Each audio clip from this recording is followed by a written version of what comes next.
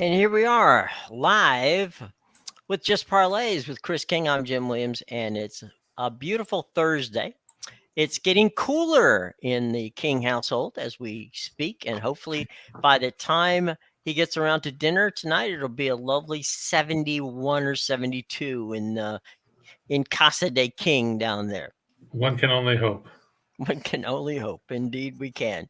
Any reflections from yesterday? We had some fun games. The Rays have gone, we had the Rays yesterday, and they came through big time. Yeah, the Rays were my premium pick of the day yesterday, too. So double good. The Marlins came back in the 10th. Everybody thought that game was going to stay under the total because it was, one to nothing in the 8th inning. Right. And it ended up 5-4 in 10. We watched the Yankees. We watched Luis Severino struggle. Gave up back-to-back homers, but the Yankees came back to win that game. Mm-hmm. We saw the Dodgers. I thought they were dead when they were down 6-0. Right. But they came back to win 7-6. Yeah. So a lot of wild games out there, and of course, the Baltimore Orioles. Don't sleep on the Orioles. 10 straight wins. That's right, and they're headed into the Trop for a 3-game series over the weekend. So, Tyler Wells and what is it? Shane Baz going tomorrow. I believe the opener. We might have a guest tomorrow to drop by to help us with that series.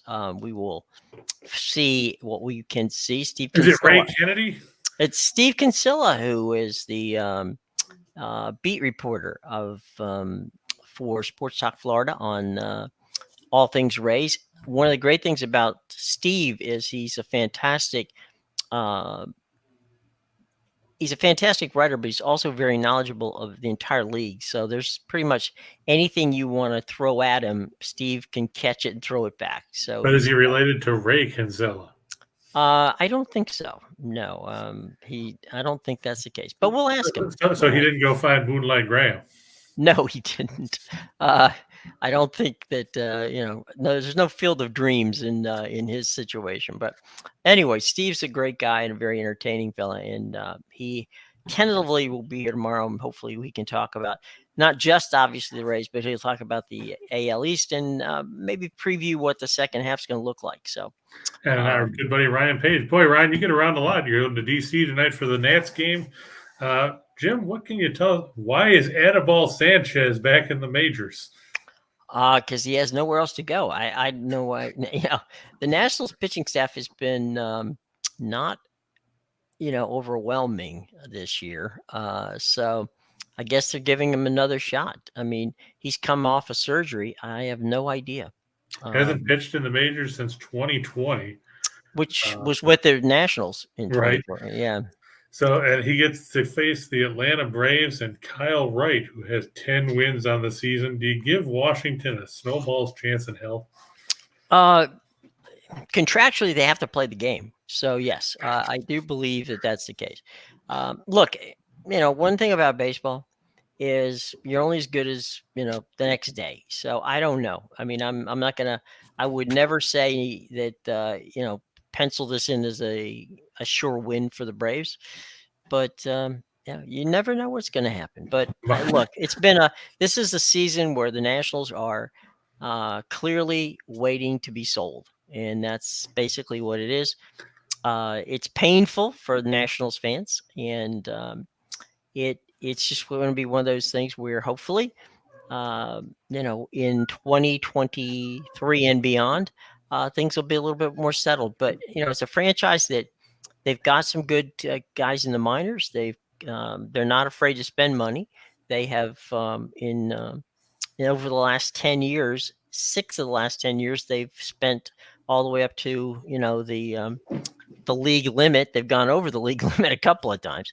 So again, Nats fans know that they're just taking a breather right now, and so we'll see. I mean, is it painful? Yes. But what's even more painful, I know for a lot of the Nationals fans, Ryan, probably one of them, is the fact that the Orioles are actually doing better. That's probably more painful than anything. So there you go. What are you going to do? Regarding Sanchez, Marlowe said, anyone but Adone. I actually like when Adone pitches because you can automatically fade him. There you go. Marlon. I said, let's all throw in and buy the Nats. Well, you know what? Why not? There's 7 people out there right now. 7 groups are out there. Why don't we have our own group? There's nothing wrong with that. We can do that. It'd be like the Green Bay Packers. Okay, you buy shares and you do that, and then we'll make Chris the general manager. Do you have any idea what they think the learners are going to recoup on this particular sale? We're going to bet MGM in a minute, and then we're going to tell you. What we've got is a promo from BetMGM, folks. They are our sponsors, and it is $1,000 in bet insurance. So basically, simple way of explaining it is if you make a bet of any wager, and it's got to be a first-time wager of anywhere up to $1,000, BetMGM's got you covered. Okay. Now, in some states you have to be 21. In some states you're 18. All of that's in the show box below, and by all means, take a chance on BetMGM. If you're going to make a wager tonight or over the weekend, give BetMGM a chance and download that app and give it a go. Now, as we always say here, bet responsibly, and it's very important to do so. And that's what we like here at the Max Wagers. We want happy people. We don't want people taking chances. That's not a wise thing to do. So follow what Chris says and bet responsibly. Okay. All right. Now back to your question, which was, what will the team fetch? Well, it's at the moment it is the approximate worth of the team is $2.1 billion. My guess is if you have 6 potential bidding groups, that's probably going to be whittled down to 3. And when that happens, you're likely to see it go north of that. So I'm going to go that anywhere from 2.3 to maybe 2.4. I would say if I was going under, I'd say under 2.3, but over 2.1 for sure. So somewhere in that neighborhood. To give you an idea, Steve Ballmer, when he bought the Clippers back in, was it 4 years ago? 4 or 5 years ago. When Sterling got bounced as the Donald Sterling. Yes, Donald Sterling. The asking price was $1.8 billion or $1.7 billion on the Clippers, and Ballmer bid 2.1 $2.1 billion, and he got the team. It's when a case like that, the bids are sealed, so you don't know until after you bid what it is, and then the league doesn't necessarily have to make them public, but eventually some they find out. So there it is. And by the way, Major League Baseball, just because you bid the most doesn't mean you necessarily get the team. That was the case with the Red Sox. The Dolan family outbid the group that owns the team now, which is John Henry and Tom Warner. But are we talking the Dolan family that owns the Knicks?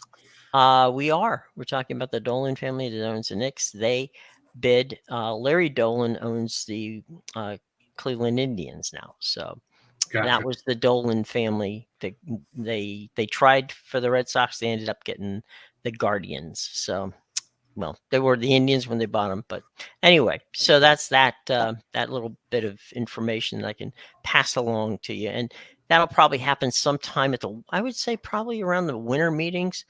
In the fall, that's usually when those kind of things take place, because Major League Baseball's owners have to make an approval on it, and so you got to do your due diligence and everything. Well, yeah, I mean, when these 6, when I say that they'll be, you have to sign, you have to fill out a ton of paperwork, as you might expect, and then they turn the financials over to you, and from that standpoint, you then understand where the team is. Financially, they're in fine shape, so I don't think that's going to be an issue. So I think that at the end of the day, like I said, it's going to take.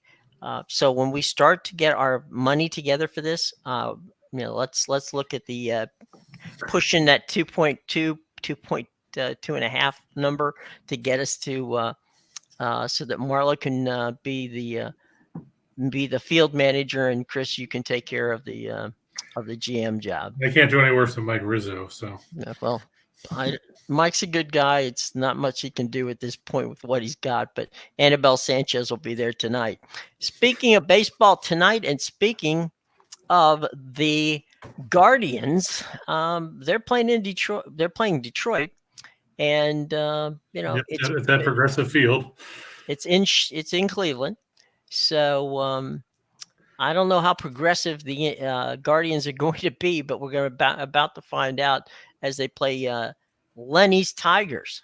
Yeah, for starters, Cleveland basically has to make hay in this series if they want to gain any ground in the AL Central. They've lost 10 of their last 14 games to drop back under 500. They lost last night 2-1.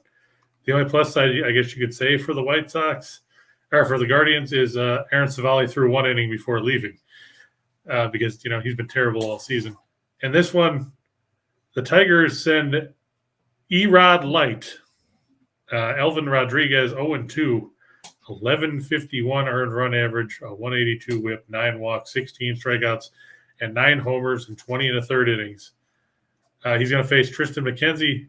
McKenzie's 6-6, 347 ERA, just over a 1 whip, 27 walks, 84 strikeouts over 93 1/3. He hasn't given up a run in 13 innings in the month of July.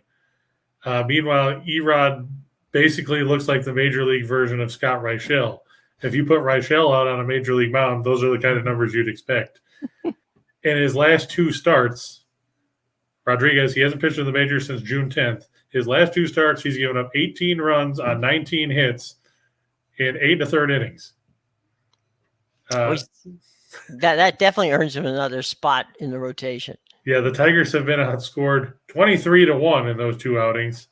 So if you're optimistic about that, and take into consideration the Tigers are last in runs per game overall, they're last in runs per game on the road. If you're still optimistic about the Tigers, to quote Brick Tamland from Anchorman, you've got mental problems, man. Yeah, you definitely do. Or you've or you own stock in the team, one of the two. I mean, we'll say this about the Tigers. If you're going to lean towards the Tigers here, despite all those numbers, they have won 7 of the 9 meetings against Cleveland this season. I can't figure it out. And Rodriguez's best start was against the Guardians at Comerica Park when he threw 4 scoreless innings in a game that they went on to win 2-1. Other than that, I'm taking the run line here. I'm not going to put minus 227 on Cleveland when I can get almost even money on the run line, knowing that Detroit can't score and the way McKenzie's pitching right now. And we know that Rodriguez apparently can't pitch at the major league level. So I'm going to take Cleveland here on the run line and hopefully see Jose Ramirez break out of his mini slump that he's in. There you go. Sounds like the plan. Speaking of, we got some talk about the Rangers down here. Hey, fellas. Hey, James, how are you? And Andrew was talking about the Rangers. Yeah, Andrew was talking about the Dolans own the Rangers too, the New York Rangers. Oh, exactly. I'm sorry. You're absolutely right. Seattle, one of the other hot teams. We talked about the Baltimore Orioles in the pre-show. The Seattle Mariners have been beaten up on everybody lately. Yeah, I mean, 10 straight. They've got 10 straight wins. They beat the Nationals in a doubleheader yesterday. And you know the things are rolling well when you can throw Tommy Malone as your bulk innings guy and still get a win. I mean, I would have rather thrown Sam Malone or Mark Malone or Tom Bones Malone from the Blues Brothers before I would have thrown Tommy Malone in a game that meant something. But, hey, give them credit. Seattle scratched out a 2-1 win there. Yeah. Marco Gonzalez, he's tied for the American League lead in losses, which doesn't make sense when you look at some of the numbers. Granted, he doesn't have a big strikeout ratio. Mm-hmm. I'll get to you in 1 second, James, because I've actually I've been looking at that game as well. And Martin Perez, he's good. Mm-hmm. He's also hit the skids of late. If you look, Perez in his last 3 starts, sure, he's 2-0. That's all well and good. Not going to take that away from him. If you look a little further, some of the other numbers, not so pretty in that stretch. Perez has given up a total of 13 runs over 18 and 2/3 innings. That's a 6.27 earned run average. He's got a whip of 139 in that stretch.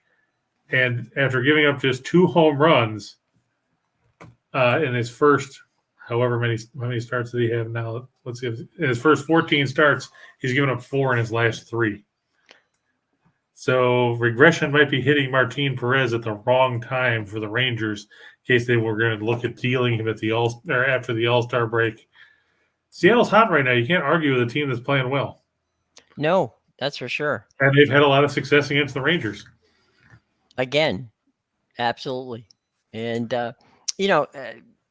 my buddy Dave Sims, who's the voice of the Mariners, I'm happy for him because boy, he's had some years that they haven't been good. And when I lived in Seattle, it was still Dave Niehaus and Rick Riz. That shows you how long ago that was. Well, that's the late Dave Niehaus, great broadcaster that he was, and Rick Riz, of course, a fantastic broadcaster. Now, was when you were there, was Ken Isaacs there, or was yeah. Now, of course, he's famous from being a writer for MASH and for Frasier and a number of different outstanding shows. So, there you go. All right, now we're going to try to help. You're trying to help James out on this game. Yeah, James is asking about the Rockies and the Padres. The Rockies going off I think as of this morning, it was plus 122 on the money line with the run line. If you took plus 1.5, I think it was minus 135 or something like that. I actually had it on the reverse run line where I think that Colorado will win and cover the line. So it was like plus 195. But yeah, I don't have any faith in Blake Snell, who's basically become nothing more than a glorified long reliever at this point. He doesn't go more than 4 innings most of the time. He hasn't been good. I mean, he won his first game of the year, I think, in his last start. Jim, what's gone wrong with Blake Snell other than the fact that he's injured all the time? Blake Snell, even when he was doing well with the Rays, he was never a 7-inning. I mean, when he got to 7 innings, that was it. I mean, that was his ability, and he won the Cy Young. I mean, so then when he got over to San Diego, getting through 4 or 5 innings was good for him. So I don't know. I mean, if it were me, I'd go the John Smoltz route and make him a relief pitcher or a closer. Maybe that would be the way to go. But he definitely is. He's not going to eat up a lot of innings for you. By the way, that game in Texas between the Mariners and the Rangers tonight, the game time temperature will be probably in the 102 to 104 category. So somewhere along that line is what it's going to be tonight in Arlington when the Rangers host the Seattle Mariners. So the Mariners might be hot, but it's going to be hot when they play. So it's about the temperature of my house most of the last month. Yeah, exactly. We definitely want to make sure that Nathan has a interesting situation here. He says that his cousin took the Padres on the money line. Moves in a lot lately. Well, I look at it like this. I took the Padres yesterday because I thought Joe Musgrove was going to pitch well. I think that game turned in the 5th inning where San Diego had the bases loaded. They drew a 4-pitch walk to force in a run, and C.J. Abrams came up and swung at the first pitch and popped out. And I sat there, I texted Rachel and Steen. I said, what the hell is this guy thinking? He just threw 4 straight balls to walk in a run, and you're swinging at the first pitch. Right. Colorado scored 3 in the bottom of the inning to tie it up. San Diego went up with 3 in the 6th. The Rockies came right back and tied it up again and went on to win. If they can get 10 runs in a game that Musgrove started, it makes me shudder to think what they could do with Blake Snell on the mound. Because Snell, I know he's pitched well in his last couple starts. I don't have any faith in a guy that's got 1 win. Well, the only thing he's done that of note is broken Harper's finger, according to Nathan. As Nathan just said too. Yeah. But I rode Colorado there. I've actually got it in one of the slides coming up. It's one of my favorite there. Nathan's got the best on this, so you might throw some pizza money at the Rock. Hey, you gotta be careful with pizza money. Pizza's a sacred thing in my house. That's a hot commodity there. Be careful with that, Nathan. All right, so let's go for 2 for the money. Got the Braves against the Nationals. James asked, should he cash out his ticket with the Pirates? They're down 1 now. Well, I mean, it's getting late there. It's the 7th inning. What have the Pirates done offensively? They got 4 hits. Let's see. They fanned 12 times. Striking out 12 times against Braxton Garrett, while 11 against him and 1 against Anthony Bass doesn't inspire a ton of confidence. But the thing that we've seen in this series is, the team that's ahead late ends up losing because Miami was ahead late the other day and lost. And then we saw Pittsburgh was up late yesterday. Then Miami went ahead. Then Pittsburgh tied it up. Then they went ahead in the 10th, and then they lost in the bottom of the 10th.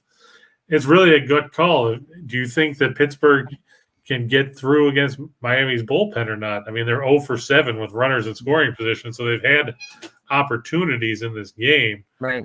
And, you're only 1 swing of the bat away from a tie ball game at this point. So, I mean, it's really a gut call. You have to decide whether you have faith in the Pirates more than you have faith in the Marlins bullpen. Right. And I'll tell you what, I think that Pirates team in the next couple years is going to be pretty good. They got some really fine young players on that team. Unless Bob Nutting, mandates that they got to trade all those guys so they don't have to pay them. Well, Bob Nutting better be careful or he's going to be in the unemployment line. Well, correct, Marlo, am I still correct? Is Bob Nutting still the owner there? I couldn't remember if he was out or not. They should have let Mark Cuban buy that team when he wanted it. Yeah, I agree. But Mark took that money. Mark took that money and bought the Dallas Mavericks. So there you go. So let's go on to the Mets and the Cubbies. That's your team. Yeah, my team is having trouble, and so is yours. So yeah, well, misery loves company. The Cubs' problem is they don't have any pitching right now. I mean, Stroman just came off the IL. Smiley just came off the IL. Right. Steele came back from the paternity list and struggled in the first inning yesterday, and that was pretty much sold the ball game. They got Keegan Thompson going today, and Thompson is good. He leads the Cubs in wins, but the Cubs haven't been scoring runs, and we know the Mets can do that with that lineup with Pete Alonso and Lindor and company. I just can't have faith in Chicago. Keegan Thompson, I mean, look how well he pitched against the Dodgers last week and got a no decision because the bullpen blew it. Mm-hmm. I can see that happening again. Third time in this week so far, we have visited the Astros and the Angels. Didn't work out yesterday. Ohtani pitched very well. Mm-hmm. Became the first Angels pitcher to hit a triple since Nolan Ryan in 1972 yesterday. And, I give them credit because they got Christian Javier out of there early because they ran up his pitch count. Whether it was intentional or not that they struck out a whole bunch of times is a different story because Javier recorded 11 outs. He fanned 10 guys. The problem is he threw 92 pitches to get through 3 2/3. That is a problem. But here it's Framber Valdez, who we know has pitched very well, against Reed Detmers, who had one really, really, really, really good start when he pitched a no-hitter, and a whole bunch of really, really, really, really crappy starts. Put it this way, and this is a stat that I used yesterday when I was talking to somebody about this game. Reed Detmers threw that no-hitter against Corey Kluber and Tampa Bay back on May 12th? No, May 10th. Since then, Reed Detmers has made a grand total of 7 starts. He's 0-2. The team is 0-7. That's all you need to know. They've scored 2 runs or less in 4 of those 7 starts. Basically, Detmer's had his best outing of the year, and I don't see him outdueling Valdez in this contest. And then we got the Padres and the Rockies. Now, we've had the Padres and Rockies earlier this week as well. Yeah, I had the total in that one too. Yes, James, I do like Colorado. I think Freeland is a little better than Snell right now. But I look for this one to go over the total. Like I said, yesterday's game was 10-6 or 10-7, and that had Joe Musgrove on the mound and Chad Kuhl. Both those guys are probably better than what we're going to see today in Snell and Freeland. So it's supposed to be, I think, in the 90s at Coors Field. Right. The wind is blowing out to left center field. You know how easy it is to. And there's no humidity. Yeah, you know how easy it is to pile up runs at Coors. And if you don't, look it up. But yeah, 96 degrees, the expected temperature at game time. Only 14% humidity, like Jim said. Look for runs plenty. Yeah, and you don't have to pull the ball. You just have to hit the ball high enough to get it out of the park. Yeah, at first it was really high. Right. Just basically a fly ball is going to end up somewhere in the seats tonight. There's no question about that. Oh man. So all right, let's we went from 2 for the money. Let's go for 4 for the show. And we've got some fun stuff coming up there. Yep. And there we go. Oops. Yep. I just skipped a slide ahead. That's bad. Okay. All right. Yeah, there were the Rockies. I knew I had them on here somewhere. Yeah, like I said, Snell has been not good. I know he picked up a win in his last start. He now has one more win than all the rest of us do this season. Right. So congratulations, you're 1-5. I just can't trust him here, and I'm going to take the Rockies, especially at plus money playing at home. The Dodgers, boy, like we were saying in the pre-show, I thought they were dead yesterday, down 6-0, only to watch them come back and win 7-6. The Cardinals, their bullpen, they burned it out yesterday. Didn't really help them out. They're going to be in trouble today. Tyler Anderson facing Dakota Hudson. Hudson has control problems, 41 walks, 50 strikeouts in right around 90 innings this season. Can't have a ton of faith in him either. I'm going to take the Dodgers. We talked about Seattle over Texas. Martin Perez being hit with regression, quick, fast, and in a hurry. I think the Mariners make it 11 in a row. And the Guardians over the Tigers, like I said. One thing I will say about the picks today, you don't see Toronto and Kansas City, because I figured if I put Toronto and Kansas City up, people would be screaming bloody murder, because if you looked at the numbers, the lowest money line on Toronto right now, I think, is -330. If you wanted to get plus money on the run line, you'd have to lay 3.5 runs. Boy. So Toronto would have to win by at least 4 against the Kansas City farm system, because 10 players, Jim, 10 players on the restricted list for the Royals, showing that apparently they don't care about vaccinations in the heartland of America. I guess not. They also don't care about winning. And here's the big thing about that too, though, is Andrew Benintendi, who's probably the Royals' biggest trade chip, is one of those 10. Whoa. How much does his trade value go down? Because there's teams in the AL East that were looking at him. Toronto won't pick him up because he can't play there. Right. And none of the other teams are going to want to pick him up because he can't play if they go to Toronto. That's the problem. You got a guy who's basically a home team pitcher. Right, he's basically the Kyrie Irving of baseball. That's right. And we see what happened to Kyrie Irving. So that's got to drive the Kansas City Royals nuts. Yeah, I mean, you look at they won't have MJ Melendez, they won't have Kyle Isbell, they won't have Whit Merrifield. I mean, Steen was talking about all the guys that are calling up, and they got a bunch of guys from the minors that it's basically like the Indians from Major League all over again, where you're like, who are these guys? Basically, you're hoping to see if George Brett has some time left. Maybe, really, or Willie Wilson. Right, exactly. All right, let's go to the big board. Yeah, I'm going to actually go with the Reds here. This is I thought that was a misprint, but go ahead. Yeah. that's my upset of the day here with the Reds. You're upset winner. I mean, you look, they won Monday night or Tuesday night after today's Thursday. They were up yesterday, and let it slip away. It's Luis Castillo. He beat the Rays last week, pitched well in that start. I think it was against McClanahan last week. And it's Nestor Cortez, who's another guy that's hit the regression train hard over the last month or so. So, I mean, I'll take a dart on the Reds. Yeah. Aaron Judge, that's pretty much self-explanatory, is over 1.5 total bases. Ramirez, I look to do the same. He's facing, we said Elvin Rodriguez, who's horrible. Right. Rafael Devers, if anybody's going to hit Drew Rasmussen, it's going to be him. Mm-hmm. Austin Riley, talk about a guy that's been on a roll of late. He's been on fire in the month of July. And I look for that to continue against Anibal Sanchez and whoever Washington decides to bring out of the bullpen. In the second inning. Could be Scott Reichel. You never know. He could be in the eighth. Maybe that's where he is today.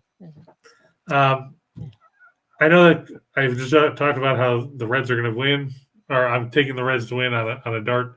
I think Cortez will still go over 5.5 strikeouts. I mean, the Reds, we've seen them as a free swinging team with a lot of issues. Pete Alonso over 1.5 total bases. I mean, playing in Wrigley is always fun for opposing hitters. Mm-hmm.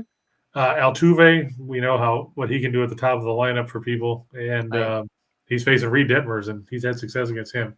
Yep. Cronenworth of the Padres, he's been on a roll. He tapered off a little bit, but he's still hitting pretty well over the last month or so. Mm-hmm. And he's at Coors Field, so that's like a free gift.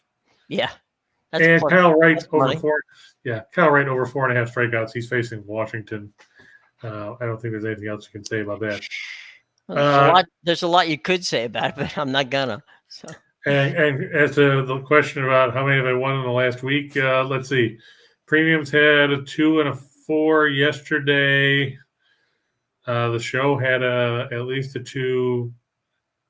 I'd say probably going since Monday, I think 5 or 6. But I mean, I'd have to go through and look at them all because I keep them all stored on my computer. Mm-hmm. Because I've got premiums and then I've got the ones for the show and then I've got the other ones. Mm-hmm. So I mean, there's like 3 different spreadsheets. Let's just put it this way.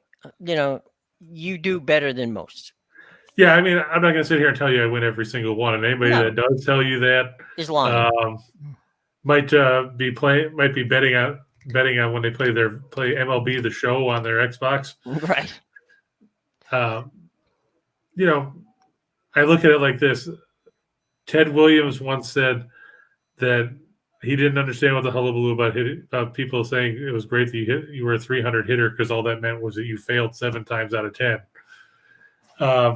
In the parlay business, if you hit probably between 30 and 40%, you're pretty happy because of the fact that it's a little more complex than just going out there and throwing out one pick on one game at a time. So, I mean, it's a little more challenging. I mean, I enjoy it. I do single games as well, but I think it's a little more challenging when you got to try to rely on more than one result. Absolutely. Ryan wants a little help. Ryan took the Yankees, the Dodgers, and the Astros. I like the Dodgers. I like the Astros. The Yankees. It depends which version of Cortez you get. Like I said, I've seen him regress lately. And Castillo, if he keeps turning in performances like he turned in against McClanahan, the Reds are going to try to get a small fortune for him. You look at his last 3 starts, Castillo's given up 2 runs in 20 innings. His ERA is down to 2.92 in 12 starts. He's pitched 71 innings. My biggest concern is how burned out is the Yankees bullpen after Severino only went 2 yesterday? And will Cortez pitch better than he has in his last 4 starts? His last 4 starts, he's given up 12 runs in 19 innings. That includes 4 runs on 8 hits in 3 2/3 against Boston last Friday. I mean, I get the Yankees won 12-5, and a good offense can paper over some rough pitching lines. But I'm worried regression is coming when it comes to Nestor Cortez. Well, but that's the Yankees, right? The Yankees have they've played sometimes sloppy defense. They've had pitching issues, but when you hit the ball like they do, it's a lot like I agree with you, Ryan. I trust the Yankees lineup more than the Reds. In this case, I trust Castillo more than I trust Cortez based on recent numbers. Right. Mm-hmm. So it's kind of a wash. But I mean, in the end, the Yankees will probably win the game. Like I said, I'm just concerned about Cortez regressing because giving up 12 runs in 19 frames. Mm-hmm. And I know, you can say he faced the Red Sox, and he faced Houston, but he also faced Tampa Bay and he faced Cleveland in that stretch. So mm-hmm. I'm a little concerned. There you go. All right. Any final questions from the class before we get out of here today? And Ryan, just real quick, it's cherry Coke. It's not Dr. Pepper. I do like Dr. Pepper, but my favorite soda you can't get down here in the South, and that's Squirt. If you're lucky, you find it at Walgreens because for some reason they decided, hey, you know what we should do? We should get Squirt. My mom sent me a bunch of it for Christmas. Well, there you go. It's like the old in the old days. You used to have to take a extra suitcase with you if you went, across the Mississippi over to Colorado or someplace to get Coors beer. People would say, take an empty suitcase and bring me back Coors beer because we can't buy it here in the East anymore. Well, now you can, and so these regional brands are suddenly popping up everywhere. So. And yeah, I'm actually leaning towards the Mets over the Cubs. Like I said, Keegan Thompson pitched well against the Dodgers, ended up with a no decision. The Cubs aren't scoring runs, and the Cubs bullpen, as much as I hate to say it, is friggin' awful. Hey, boy. Rowan Wick is blown saves. David Robertson's blown saves. Daniel Norris made sure that the Cubs had no prayer of winning yesterday when he came in against Baltimore in the eighth. Walk, balk, hit a guy, whatever. Seems just, of course, however you can get a guy on base, he found a way. He found a way to do it. So there you go. All right, boys and girls. I'll tell you what. We will be back on Friday for some fun days, and hopefully we'll have a guest tomorrow to help us along. And remember, this is the last weekend before the All-Star break, so there's going to be some fun stuff, and we'll have some stuff on what's going on with the British Open too, which should just about be over for the day over there in St. Andrews. Although Tiger Woods was struggling. I don't think he's going to be in good shape to make the cut. That's a tough. It's tough to play St. Andrews in good condition, and Tiger is not necessarily in the best of condition anymore with that totally rebuilt leg that he's got there. But people are betting on him. He's drawing. I think they were betting. They 15% of the betting handle. What? Just to make the cut, right? To win. To win. To win at plus 6,000. Oh, okay. He's 6 over through 13. He's tied for 147th with Stuart Sink. That's funny. Stuart Sink and Tiger at 147. That's great. Now, I mean, the leader in the clubhouse, Cameron Young, he shot a 64 today. You're kidding me. That's 64. He's 2 shots ahead of Rory McIlroy and 3 shots up on Cameron Smith. Wow, that's amazing. All right. Now watch, tomorrow he'll shoot an 86. Oh man, I'll tell you what. It's a wicked course, and if the weather turns, that can really get bad quickly. We'll see. And I would be interested. I assume that the 64 was shot early. Yeah, because usually for a while. Yeah, the afternoons are not good in Scotland, so that'll be interesting to see. All right, ladies and gentlemen, we shall return tomorrow, same time, 2 p.m. Eastern time.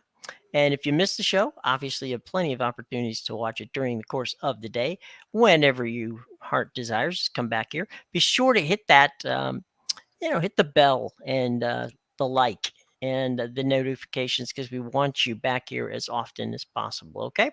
All right. Until tomorrow, for Chris King, I'm Jim Williams saying so long. We will see you tomorrow, 2 o'clock Eastern time, right here on Just Parlays with Chris King.